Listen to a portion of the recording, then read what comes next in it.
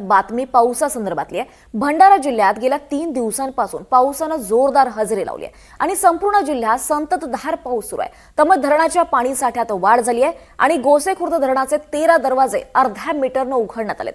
1609 क्युसेकनं पाण्याचा सध्या विसर्ग सुरू आहे। त्यामुळे नदीकाठच्या गावांना सतर्कतेचा इशारा देण्यात आलेला आहे।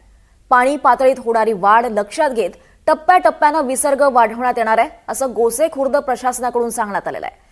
त्यामुळे परिसरातल्या नागरिकांना खबरदारीच्या सूचना देण्यात आल्यात।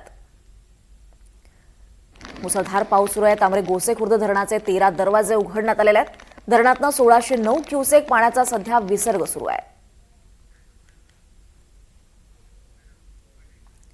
आणि आता मुंबईकरांना दिलासा देणारी बातमी, मुंबईला पाणी पुरवठा करणाऱ्या धरणातल्या पाणी साठ्यामध्ये वाढ झाली आहे। त्यामुळे मुंबईकरांची पाण्याची चिंता आता मिटली आहे। मुंबईतल्या 7ही धरणांच्या पाणी साठ्यात 61% वाढ झाली आहे। दरम्यान या 7 धरणांपैकी 3 धरणं ओव्हरफ्लो झालेत। 7 जलाशयांपैकी मुंबईच्या हद्दीत असलेलं विहार आणि तुळशी हे दोन्ही तलाव जुलैच्या पहिल्याच आठवड्यात ओसंडून वाहू लागलेत।